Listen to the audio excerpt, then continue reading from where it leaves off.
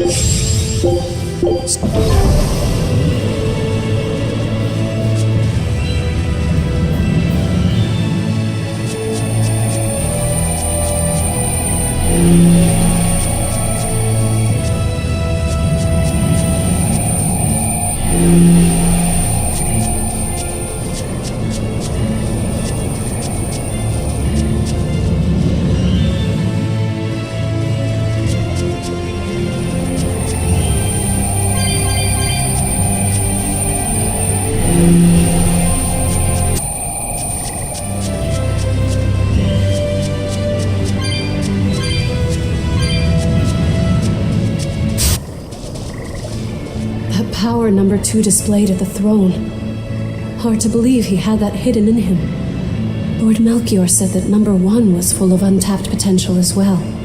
If I have the talent to use it. Teresa, my lady, you seem angry. Me? At what? At me, for running away and joining Velvet. Oh, that? I was careless. An enemy stole a tool of mine. I'm merely frustrated at my own incompetence. A tool. I don't care what happens to me now. Not as long as I can save Oscar. I'm the one who hurt your precious brother. And you're asking for my help now? Yes, you hurt him. You scarred his face and his honor and his heart. Still holding a grudge then? Well, at least you won't be able to kill me in my sleep. With no Malachim, I'm an ordinary woman. How could I threaten the Lord of Calamity? I'm painfully aware of my own weakness. Good. Try to keep out of the way then. Lady Teresa, Velvet isn't so different from you. She had a little brother, I know all about the Lord of Calamity, but none of that matters to me. As powerless as I am now, this is the only path for me. It's the only way I can save Oscar. Lady Teresa.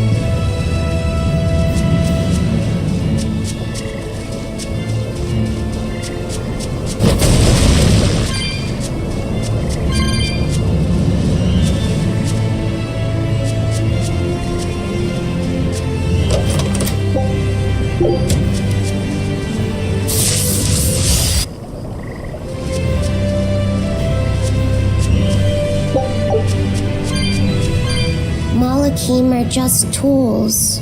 What are you brooding over? I know. Velvet, Eleanor, or Teresa. You're not sure whose little brother you want to be, eh? In that case, I assure you I'm the kindest of the lot. The cruelest, most devious. That's not what's on my mind. There's something I need to say to Lady Teresa. Something you wish to say? Then speak, number 2. That's just it. I'm not number 2. I'm Laphicet. Laphicet? It's the name Velvet gave me. It's very important to me. Something can be important to you? Yes, I have feelings. You see, Malakim are not tools. Very well. I shall call you Laphicet from now on. Thank you, Lady Teresa. You're kinder than you look, my dear Teresa. Thank you, Teresa. You misunderstand. With so much at stake, I don't want to rock the boat. Velvet, tell me what you know about Teresa and Oscar. I want a clear picture of what they can do. All right. Teresa and Oscar are... I can give you the lowdown on everything Abby. Lady Teresa and Oscar are the best of the best, even among the praetors. Some call them the consuls. There are only around 100 praetors in the world, so we're talking very elite. Anyone called a consul is going to be adept at both fighting and leadership. They are key figures entrusted with responsibility for major cities and institutions. The fighting part is all we have to worry about. Are they better than you, Eleanor? Yes, I was a primus, which is a full rank below them. I could never overcome Teresa's arts or Oscar's swordsmanship in our practice battles. When they were still trainees, they worked together to wipe out dozens of demons in a single night. After that, Lord Melchior kept a close eye on them. Appreciated. I'll be on my guard. Together they sound like a real threat. Thankfully, we're only after Oscar alone. But Oscar has mastered a new art developed by Lord Melchior. You can count on it being a nasty one. You really do know a lot about this stuff. It's a little suspicious. You think so? Well, I was at the Abbey, so... Why don't you call him Lord Oscar? That's what's bothering you? It's because we're both so popular with the ladies. I consider him a rival.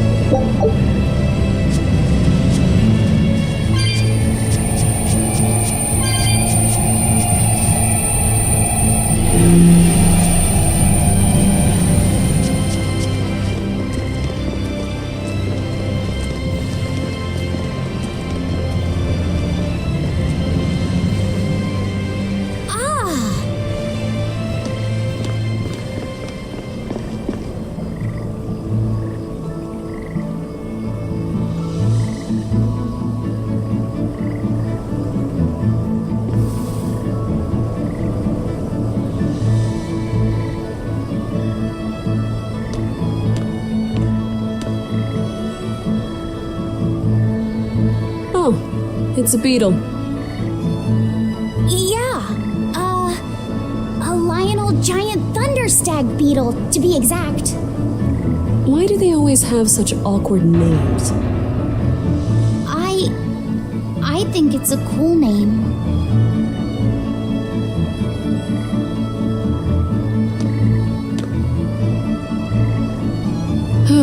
I've never been able to figure out why boys are so drawn to these things. Huh? What's the matter? Didn't you want to see it? Yeah. Thanks. When he was little, Oscar was always running around the woods collecting bugs. He'd get so into it, it was never long before he'd trip and hurt himself. Did you grab bugs for him? Yes, I thought they were gross, but I was much taller than him, and I had the reach. Once, he gave me a whole pile of cicada shells as his way of thanking me. I just screamed. I'm sure he just wanted you to know how he felt.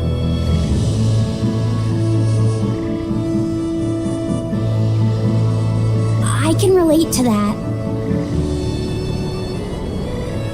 Rather unusual for a Malak like you to contemplate such things. Well, I try to. It's just really hard sometimes. It's hard for people too. Sometimes it feels insurmountable, and yet we can't give up. Sometimes you just have to say what you believe in your heart, even if you're not good at saying it. What I believe. V, hurry up already!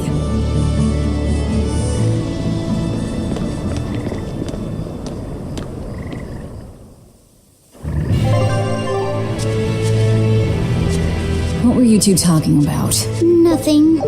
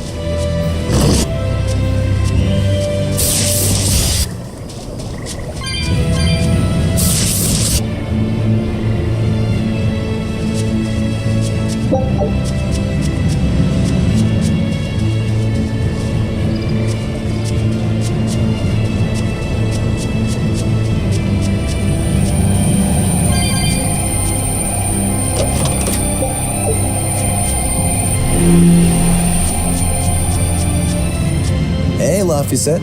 Found a new stag beetle, did you? Yeah, Lady Teresa caught it for me. Ooh, those pincers are sharp. Eisen, take a look at this fine specimen of a stag. Wait, I believe that might be a two-horned rhinoceros beetle. Listen, you two. If you're gonna get in another fight over this, I'll just say it's a new type of drone beetle. You wouldn't. You've really figured us out, huh? Eleanor, you didn't make him say that just now, did you? I did not. I've made a pact with him as a vessel, but he isn't tethered to me. A Malak, acting so human. I used to think that way. Malakim possessing free will just like humans? It was inconceivable. But meeting Laphicet and Eisen taught me the truth. They laugh in joyful times and cry in sad times. Their stomachs even growl too. Their stomachs growl? Now I take it as a matter of course that not only Malakim, but demons and Therians too, have their own thoughts and feelings. I thought you hated demons. I certainly still do, but now I feel something besides just hate. Malakim with free will? Demons and Therians as well? You must have sensed that in Laphicet, or you wouldn't have caught that beetle for him. When you saw his beaming face, it must have reminded you of when Oscar was a young boy. Am I correct? This conversation's over. Teresa, be honest. Isn't there something wrong with the Abbey using a dangerous experimental art out in the field? Oscar's the one who decided to go through with it. Don't presume to know anything about who he is.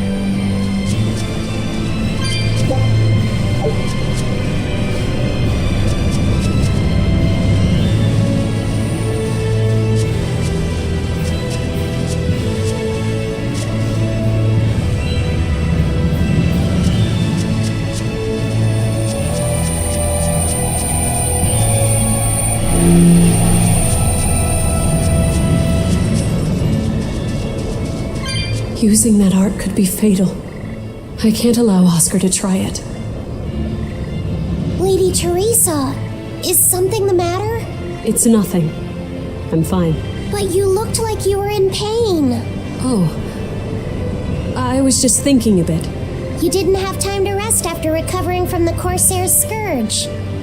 You're awfully hard on yourself, you know. And even harder on others, am I? That's not what I meant. It doesn't matter. I'm well aware that I'm stone cold. But they say a Moloch never knows his vessel's heart. I said nothing all those times you snuck off to the library, did I? You knew about that? Of course I knew. But I was just letting you roam free like a master might let her little pup. Number 1 didn't wander about like you did. What makes you different? I'm sorry. Well, boys will be boys, I guess. But I was planning on punishing you if that behavior continued. Punish me how? You don't want to know. It might wreck your good cheer. Lady Teresa! Look at how open she's being. Do you really think she'll work with us? I don't think she's lying to us. But I don't think she's being entirely truthful either. Look, I know I probably don't have to say this, but... You don't. I won't let my guard down. If I see anything funny, she's dead. And since she has no Moloch, it'll be quick.